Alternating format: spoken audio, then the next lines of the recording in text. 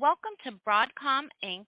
Fourth Quarter and Fiscal Year 2022 Financial Results Conference Call. At this time, for opening remarks and introductions, I would like to turn the call over to Ji Yoo, Head of Investor Relations of Broadcom Inc. Thank you, Cherie, and good afternoon, everyone.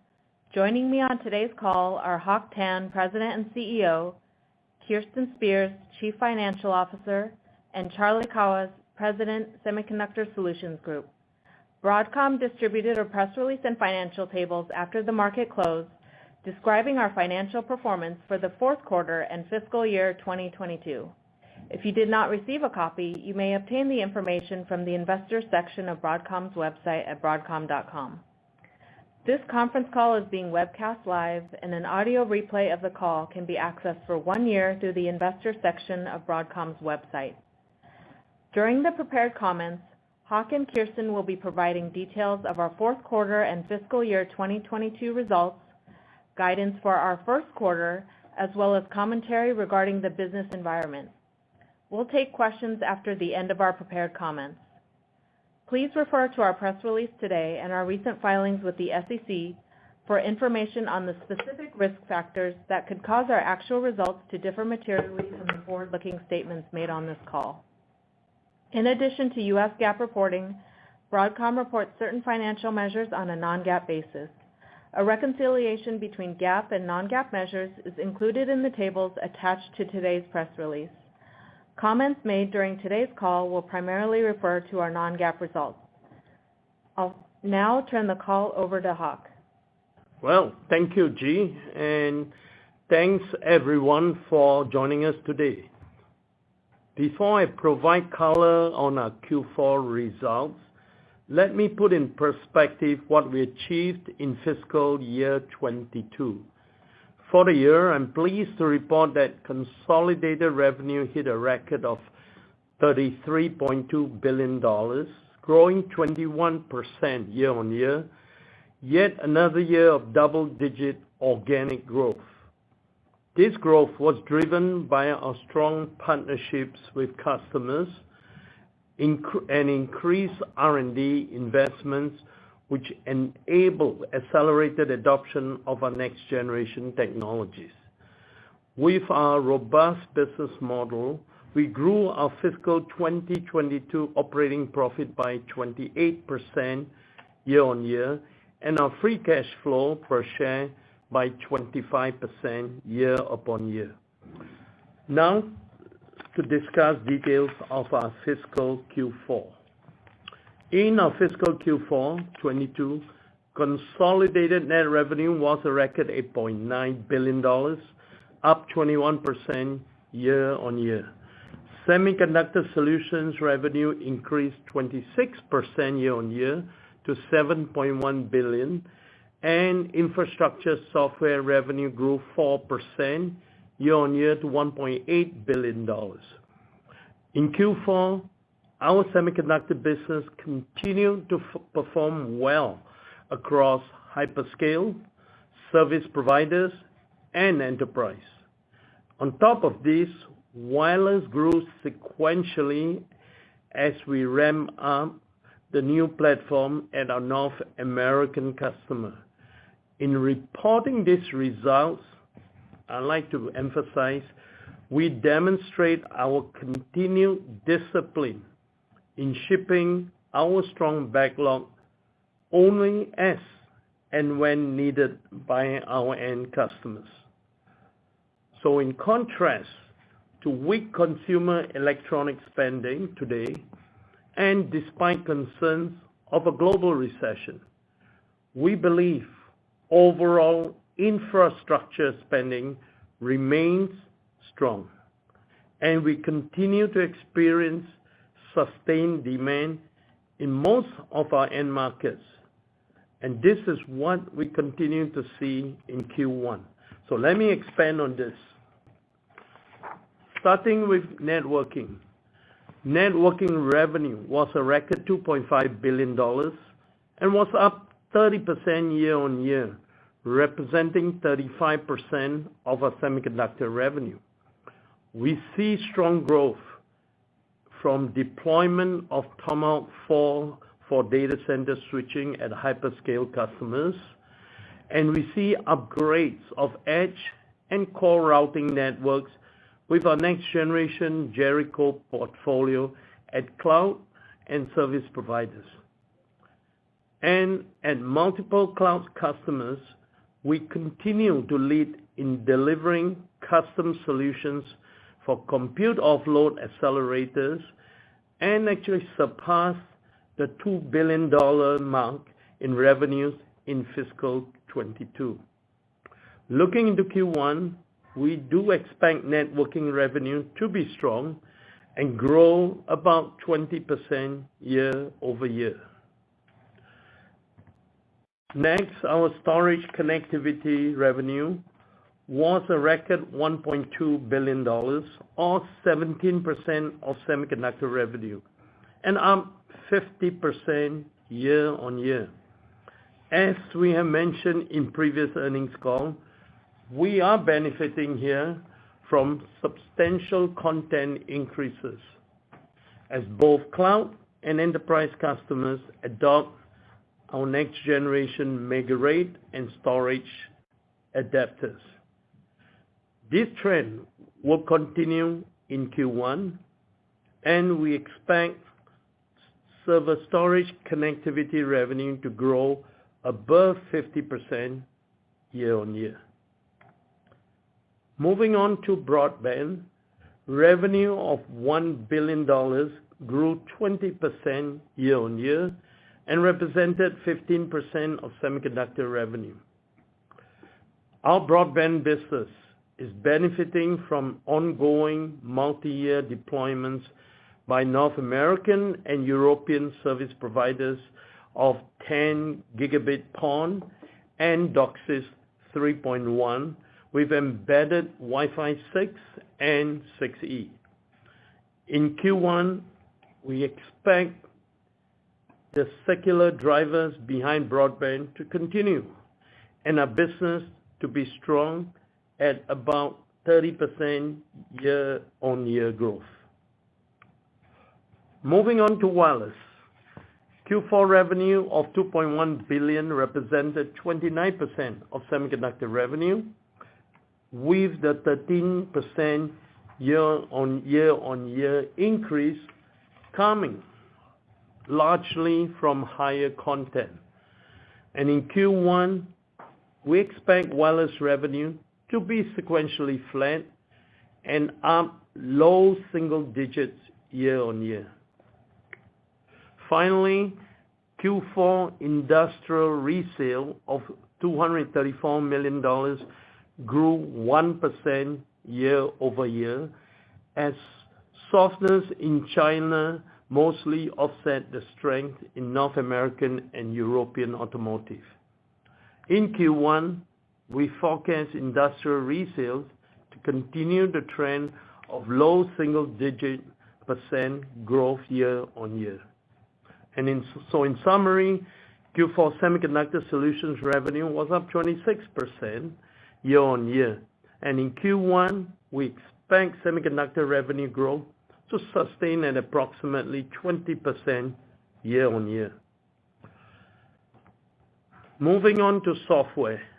In Q4, infrastructure software revenue of $1.8 billion grew 4% year-on-year and represented 21% of total revenue. Core software revenue grew 5% year-on-year. In spite of adverse Forex impact, in dollar terms, consolidated renewal rates average 117% over expiring contracts. And in our strategic accounts, we average 128%. Within our strategic accounts, annualized bookings of $357 million included $101 million of cross-selling of our portfolio products to these customers. Over 90% of the renewal value represented recurring subscriptions and maintenance. Over the last 12 months, consolidated renewal rates average 120% over expiring contracts. And in our strategic accounts, we average 135%. Because of this, our ARR, which is annual recurring revenue, the indicator of forward revenue, at the end of Q4 was $5.4 billion, which was up 4% from a year ago.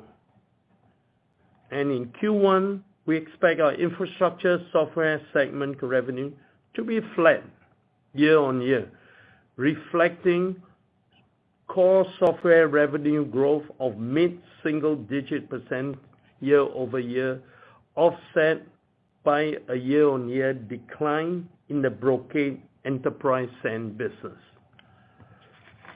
In summary, we're guiding consolidated Q1 revenue of $8.9 billion, up 16% year on year. While we are fully booked for fiscal 2023, in this environment, we're not providing you guidance for the year. Before Kirsten tells you more about our financial performance for the quarter, let me provide a brief update on our pending acquisition of VMware. We are making progress with our various regulatory filings around the world, as we very much expect, having received merger clearance in Brazil, Canada, and South Africa. We anticipate the timeline for the review process will be more extended in other key regions, especially given the size of this transaction. Having said that, we're still confident that this transaction will close and be completed in our fiscal 2023. The combination of Broadcom and VMware is about enabling enterprises to accelerate innovation and expand choice by addressing their most complex technology challenges in this multi-cloud era, and we are confident that regulators will see this when they conclude their review. With that, let me turn the call over to Kirsten. Thank you, Hock. Let me now provide additional detail on our financial performance. Revenue was $8.9 billion for the quarter, up 21% from a year ago. Gross margins were 75% of revenue in the quarter and up 10 basis points year on year. Operating expenses were $1.2 billion, up 3% year on year, driven by investment in R&D. Operating income for the quarter was $5.5 billion and was up 25% from a year ago. Operating margin was 62% of revenue, up approximately 240 basis points year on year.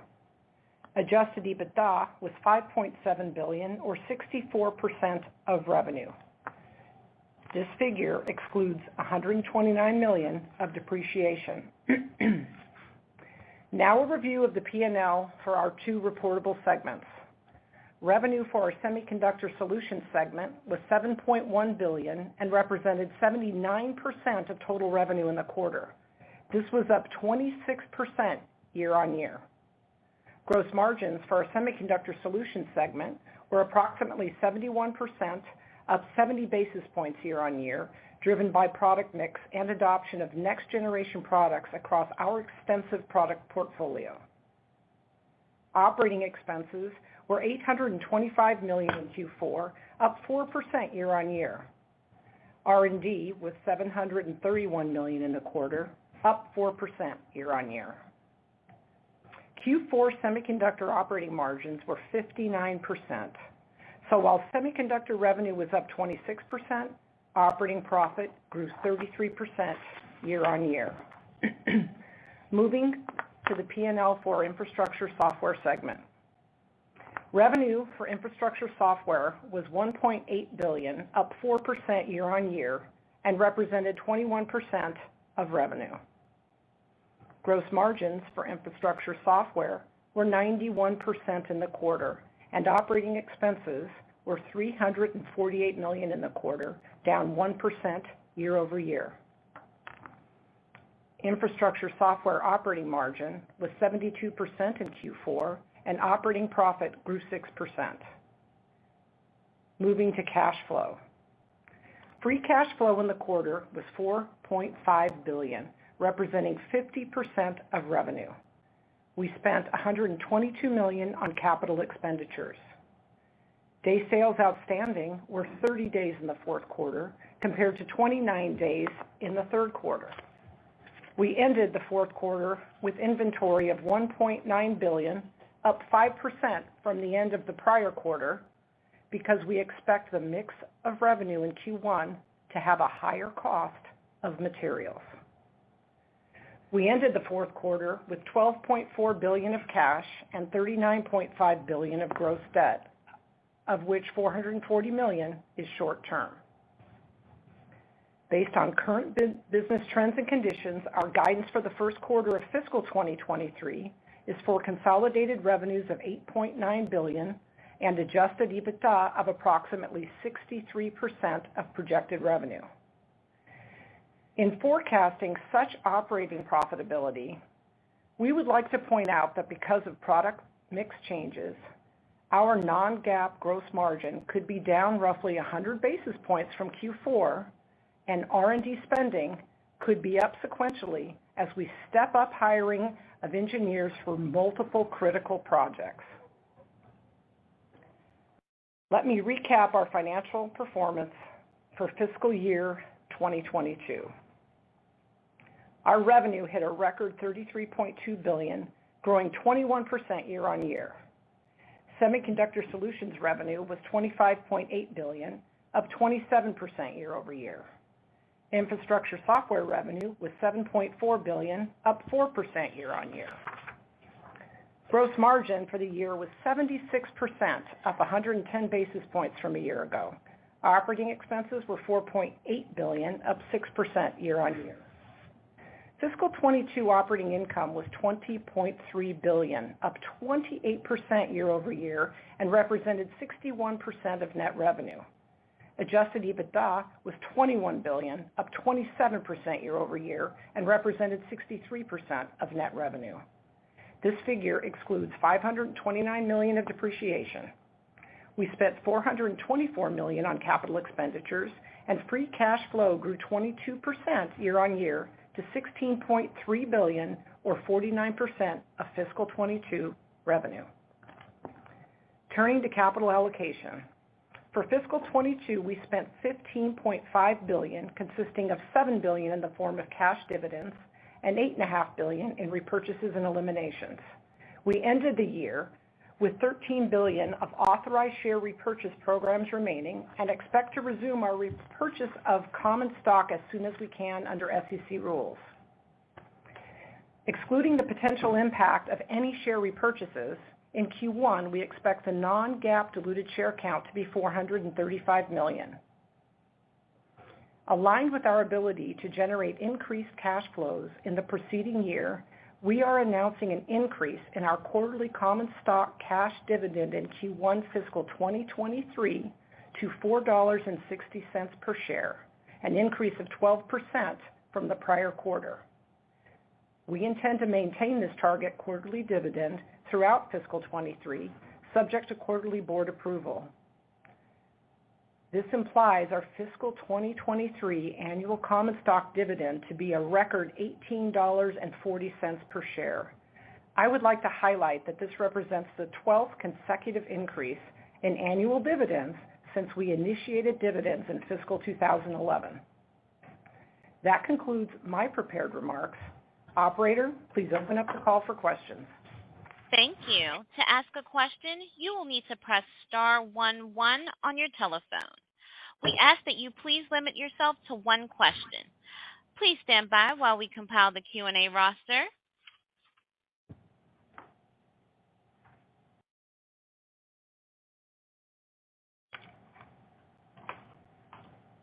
And today's first question will come from C.J. Muse with Evercore ISI. Please go ahead. Yeah, good afternoon. Thank you for taking the question. You talked about infrastructure holding up well across most segments. And I guess I was hoping you could speak more to why infrastructure to date has been so immune from the weakness we've seen elsewhere in semis. Specifically, can you speak to trends you're seeing perhaps in hyperscale versus enterprise, and any differences there? And also, can you speak to how you see these trends throughout all of fiscal 23? Thanks so much. All right, great question. What we see now, last quarter and this current quarter as we progress, is hyperscale spending continues strong. Enterprise consumption continues strong.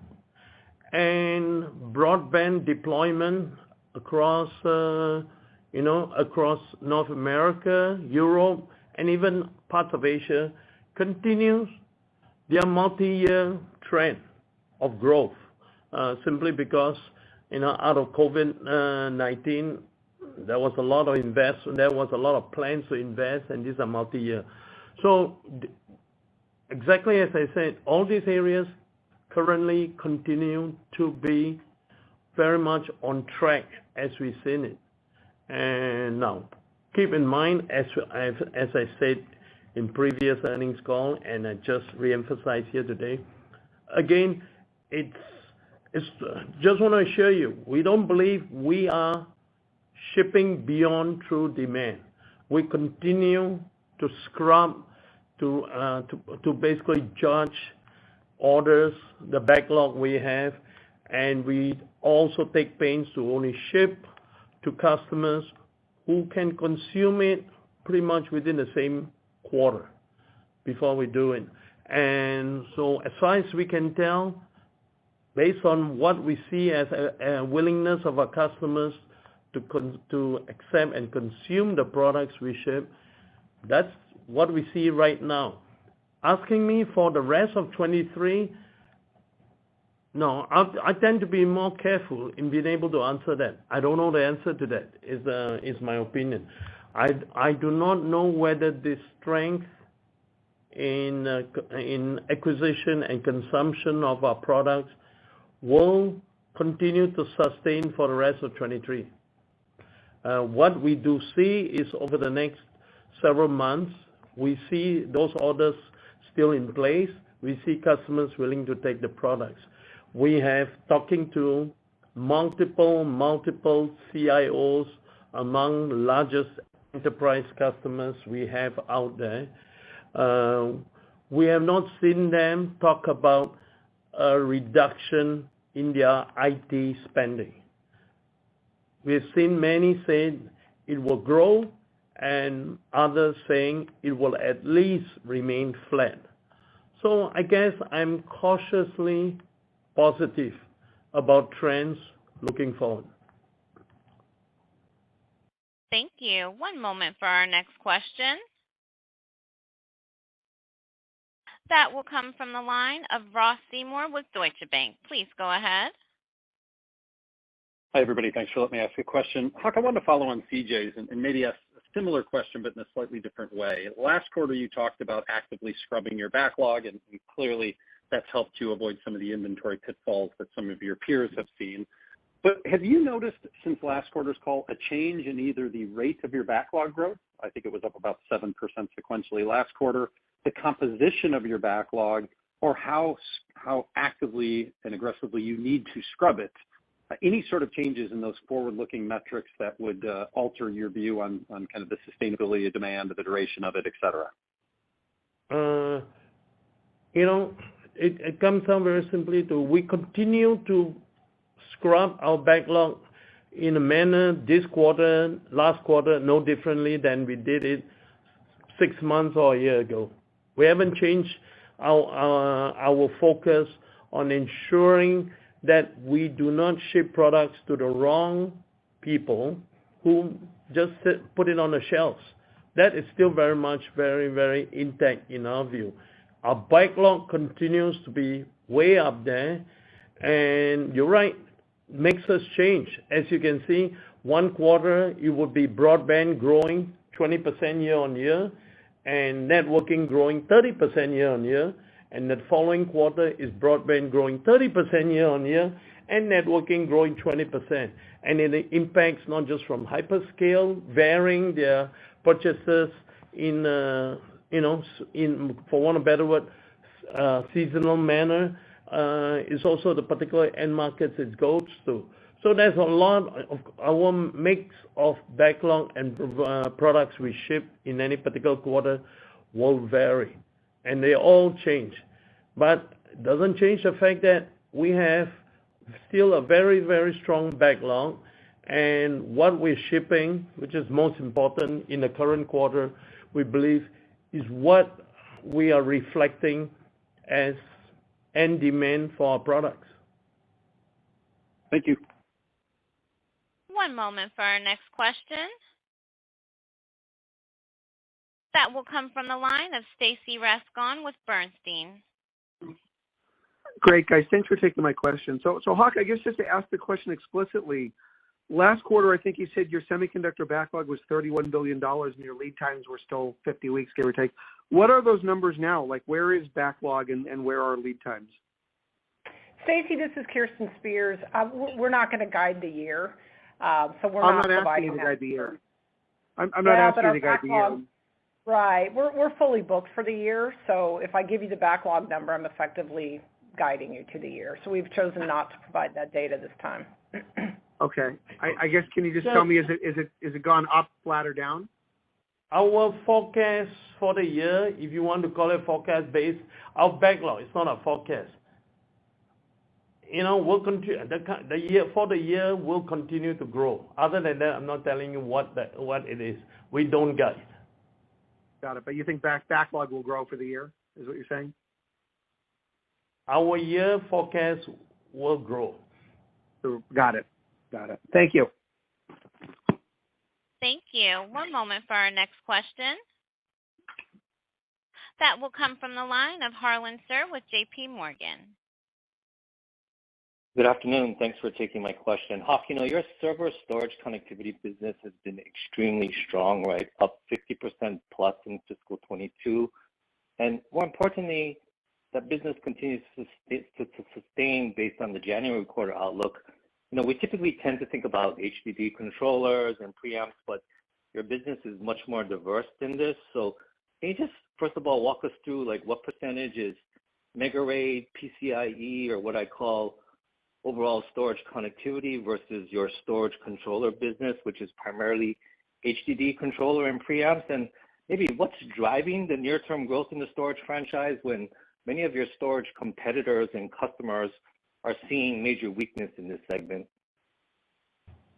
Well, that's an interesting question. It's our server storage connectivity, and you're right, which includes nearline hard drives, which includes some what I call on-prem server storage connectivity, host bus adapters included. It's broad, and I don't have the numbers on my mind exactly what it is. Just broad-based, particularly from the Mega RAID business. As I said, a big part of the growth, the big percentage growth, as I indicated before, is due to the fact that the newer generation of products are all subsystems, are boards. We're not just shipping chips. So that counts for a big part of the growth. Notwithstanding, unit growth is up, but not as much as the 50% we announced, obviously. A big part of 50% is content growth as we ship subsystems and boards versus chips. But even then, unit growth is up, and it's across the board, and it's not everything that grows, but enough said that overall it grows. Thank you. Thank you. One moment for our next question. That will come from the line of Timothy Arcuri with UBS. Thanks a lot. Hock, you keep on scrubbing demand and you're shipping to what you think is consumption. So I guess I take it to believe that there's still a gap between what you're shipping and what customers want in any given quarter. I guess we could call that delinquency. Some others call that delinquencies. Obviously you haven't changed your approach, but I would imagine that this delinquency or this gap between what you're shipping in a quarter and what your customers want, that's probably declining. So I guess the question is, can you quantify the gap, and is the gap getting smaller? Thanks.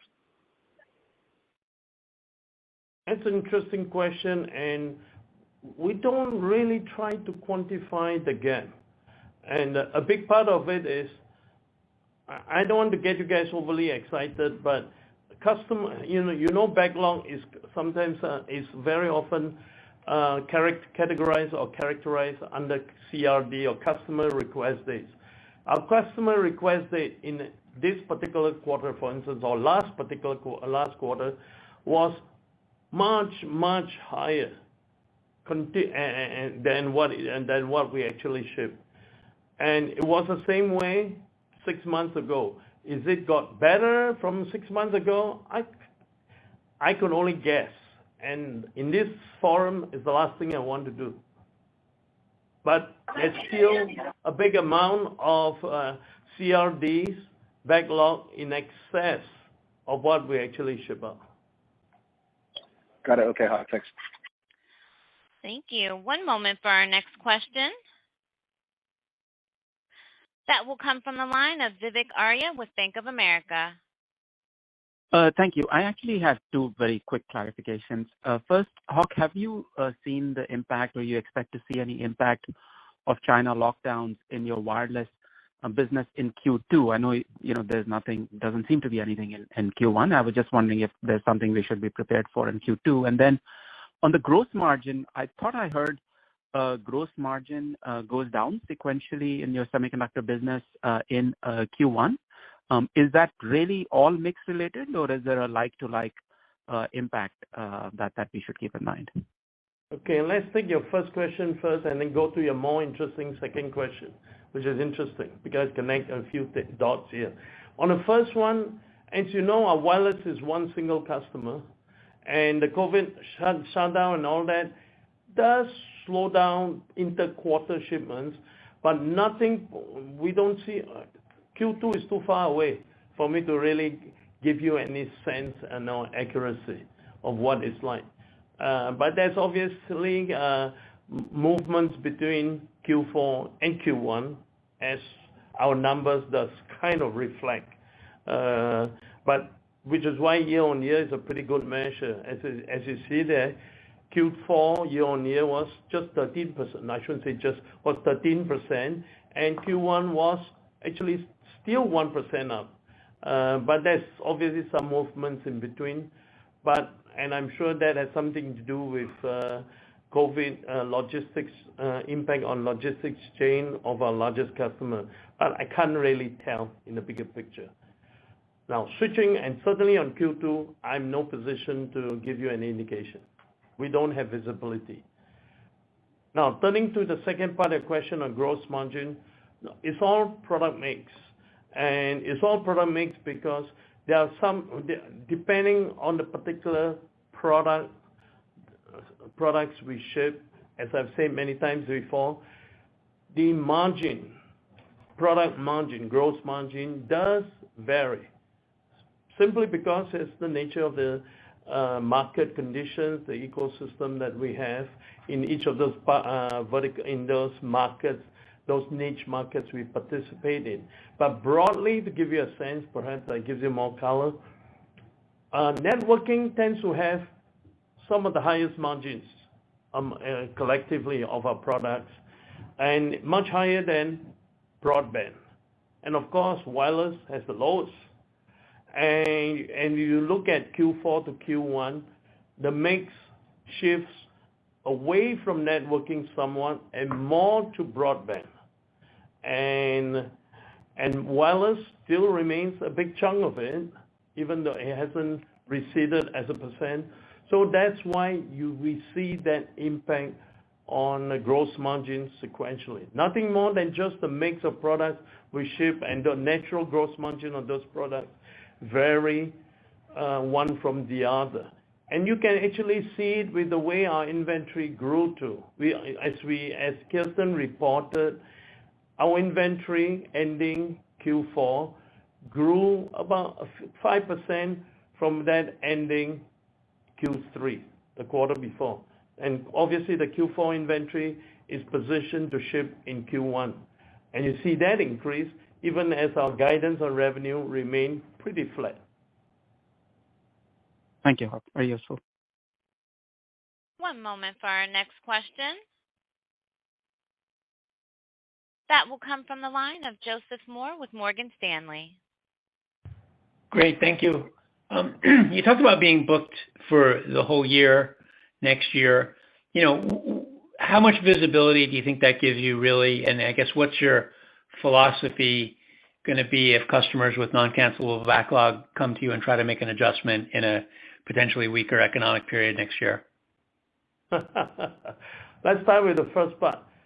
I mean, when we're booked, we're really booked. I mean, we got paper that says they have a committed orders for us to ship. And as you know, our orders are non-cancelable orders. Customers know that. We have the paper, and when we say we are fully booked, it means we have the backlog sitting there. Now, the second question you asked is a more interesting question. What if we all hit a massive recession, depression or recession late next year, in the next 6 months, 9 months, and customers and things really collapse around our ears? What would we do? My answer is, I don't know, which is partly why we're not giving you annual guidance. We will react as and when circumstances require us to do. But at this point, we have the orders. Great, thank you. And one moment for our next question. That will come from the line of William Stein with Truist. Great. Thanks for taking my question, and congrats on the good results and outlook. It seems that the capital allocation policy in terms of the outlook, maybe the policy didn't change, but at least the tactics did. The payout ratio relative to free cash flow, you're setting that a little bit lower than 50%, and you're resuming the buyback.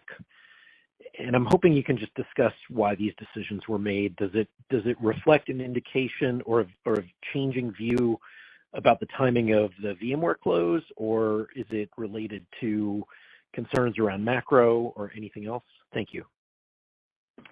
Well, I would say that we are policy-wise, we've always said we would pay out approximately 50% of the preceding year's free cash flows. And in this economic environment that we're all seeing, we believe that a 12% increase year over year is a robust dividend. And so, yeah, we're quite happy with that. And don't forget, we're going to start buyback once the rules allow us to do that. And so that's another return of cash to shareholders. And we fully intend to get that going as soon as we could. As soon as we can. And we still have $13 billion under that program. Thank you. And one moment for our next question. And that will come from the line of Matt Ramsey with Cowen. Please go ahead. Yes, thank you very much. Good afternoon. Hock, I think in some of the prepared script that you guys disclosed that you're now sort of in the compute offload ASIC franchise. The fiscal year was $2 billion, and I think that's maybe a third higher than it was last year. It looks like you guys did an event on that business earlier in the year, and things really jumped up in fiscal 18 and then kind of leveled off a bit in terms of revenue, and this is a pretty big, I guess, acceleration in that compute offload business. Maybe you could talk a little bit about the trends there, and are you seeing a broadening of the customer base or maybe higher volumes per tape out as you go down the node stack? I'd just be interested in seeing some of the trends there. It seems like hyperscale really wants custom silicon at this point. Thanks. Yeah, you're right in that regard. That we have multiple programs from the hyperscalers on custom or semi-custom silicon, and all largely collectively we call as offload compute, and they all have their do their own. So that's in one way, that's very positive and very opportunistic for our technologies to be deployed. On an ongoing basis, that the tricky thing in all this is more will come on. The rate of ramp is harder for us to predict. These are very lumpy programs, fairly large and lumpy, which is why we can get to $2 billion and an increase of, like you correctly said, a third from a year ago. But it's lumpy, and the trend is very hard for me to chart out unless you ask for it over the next 5 years. And even then, if you look at it 5 years, become a question of, would these hyperscalers revert to merchant silicon versus continuing to use custom ASICs? And that poses another issue for me to figure it out. But if you ask for me over the next year or two where it will go, I'll be honest and say I'm in no position to give you really a good forecast. And one moment for our next question. That will come from the line of Aaron Rakers with Wells Fargo. Yes, thanks for taking the question. Hock, I wanted to go back to the prior comment you had made, and I want to make sure I'm clear on it. I think possibly within the context of lead times, you talked about customers. I think it was giving you forecasts that were notably longer. I just want to understand a little bit of the context behind that comment earlier, or any kind of appreciating that you're not giving backlog, any kind of context around that lead time discussion would be helpful. We haven't in any major substantive way changed our lead times by any means, as I've said before, and we kind of go along on that practice mode.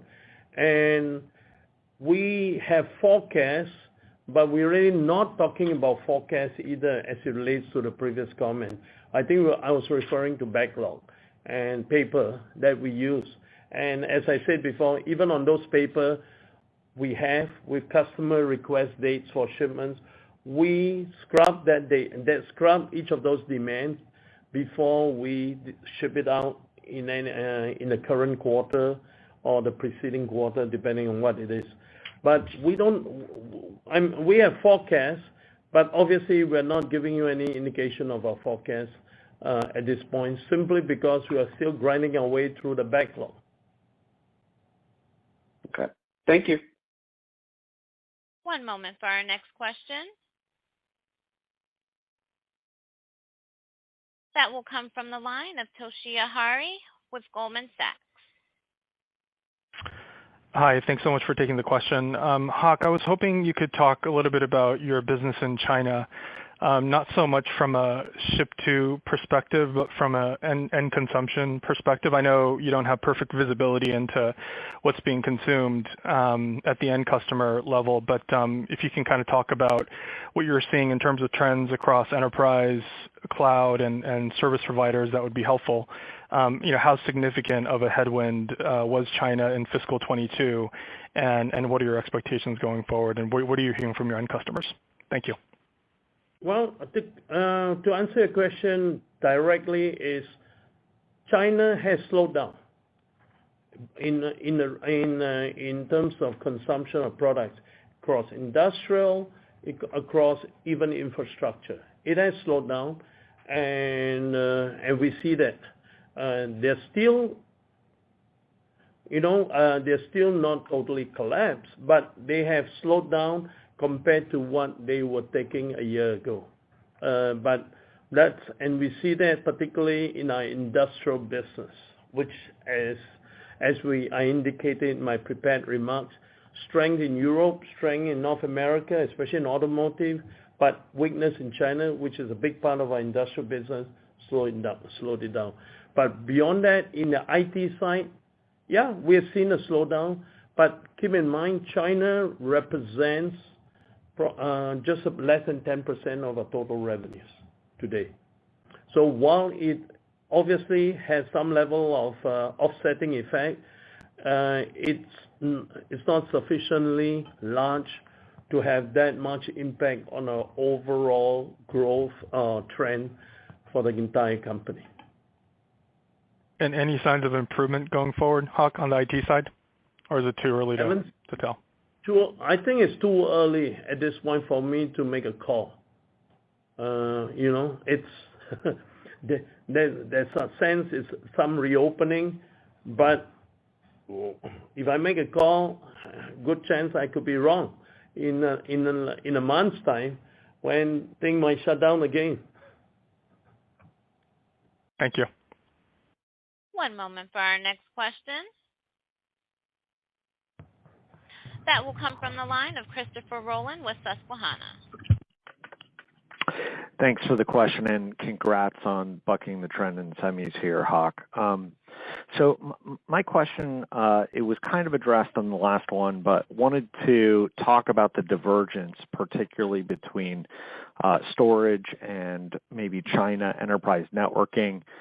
You had your other competitor, and call it core hard disk drive, talked about a downturn in demand in storage, a large inventory build, and something similar happening in China networking as well. And you guys have seemingly such a big divergence there. And I was wondering if perhaps you had an explanation for some of that and why the difference. And the only explanation to an earlier question was our portfolio in server storage is pretty broad-based. Now, with a couple of areas that are fairly large, areas like RAID, mega RAID, particularly pretty much, but there are more than mega RAID we have. You're correct, and it's pretty broad-based. And there's some puts and takes, obviously, but overall, we see what we tell you. Okay, thank you. Sure. One moment for our next question. That will come from the line of Edward Snyder with Charter Equity Research. Thanks a lot. Hock, I'd like to talk a little bit about your wireless business, which is more retail focused and probably be the first one to see any recessionary pressures if you get them. I know your guide is really solid. First, give us some idea of your firm order book. I know you get a projection when the model year starts of what the total number would be for the year, but you don't get a firm order for that for some time.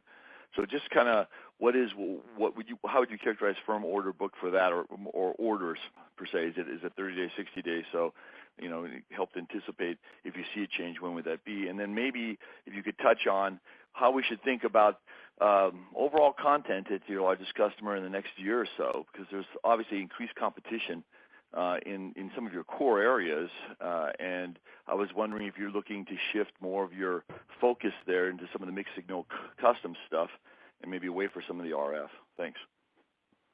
Okay, interesting question. Let me try and address it. First, I assume you imply when you say orders or forecasts on shipment, we only guide Q1, so I can only give you Q1, and we have it all on paper, orders. These are real orders, non-cancelable. So we're giving you numbers that we intend to ship, that we think the customer needs as far as we can scrub, and we have it, these are committed orders. These are not forecasts at all, especially when you talk about Q1, which ends, by the way, end of January. We have orders beyond end of January, as it is. So these are very committed orders, and by that same token, pretty committed revenue forecast. Just to make it clear. Now, you're right, and by the way, we have pretty good visibility, from that particular customer too. Now, beyond that, to the second part of your question, yeah, we're very pleased with content increase that we have experienced, not every year necessarily, as you know, but over a period of years, we always see this content increase. And we're still very, very well positioned in our product line, in those few product lines that are, I call it almost franchise in our North American customers. And this is Wi-Fi, Bluetooth, this is RF front end, and this is touchscreen controllers, high performance mixed signal. And that's all we focus on, because these are areas where we are the best. We believe we're the best technology and delivering value to our customer. There's no reason to find something else where you're not the best and hope to gain share from someone else. I could apply the same to my competitors in their thinking. But you don't see the competitive landscape shifting and making things more difficult for you in that, especially in the RF section in the next coming year or so? You think, your franchises are your franchises and you do not anticipate? Answer is no. Great, thank you. Thank you. And our last question of the day will come from the line of Pierre Ferragu with New Street Research. Hey, thanks for taking my question. Hock, you mentioned you're fully booked for 2023, and you've had a lot of questions on that one. So I apologize in advance for squeezing in one last one. And I was wondering, if you look at the year as you see it booked today, if you could tell us in this like booking dynamics, where do you see for the full year 2023 the most growth and the least growth? I know you can't give us like numbers and you don't want to guide. I completely accept that. But if you could give us like a kind of idea of where things keep growing very fast, where things are slowing down in your order dynamics over the full year. Infrastructure is still holding up very well, as we have said in this call so far. We continue to see infrastructure, and infrastructure, by looking at it, comes from hyperscale in building their data centers and components to their data centers, in service providers like telcos, where we see our strength in broadband access, gateways, and broadband. And I know people are finding it hard to imagine, we're seeing it even in enterprise, where that's why I made a comment earlier, we do not see across a cross-section of large enterprises a reduction in their IT spending for 2023. We have not come across too many enterprise customers, and I'm talking real end-use enterprise customers, who are seeing their IT budget drop below 22. For most that we have asked, it's either flat or even up, as they all continue to have the compelling need to keep modernizing their platform and workloads and digitizing their business model.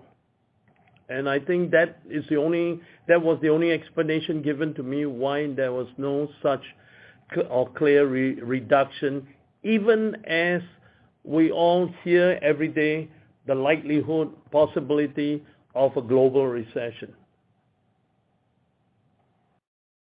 Thank you very much. Thank you. Thank you. As there are no further questions in the queue at this time, I would now like to turn the call back over to GU for any closing remarks. Thank you, Cherie. Broadcom currently plans to report its earnings for the first quarter of fiscal 23 after close of market on Thursday, March 2nd, 2023. A public webcast of Broadcom's earnings conference call will follow at 2 p.m. Pacific. That will conclude our earnings call today. Thank you all for joining. Cherie, you may end the call. Thank you. Thank you all for participating. This concludes today's conference call. You may now disconnect.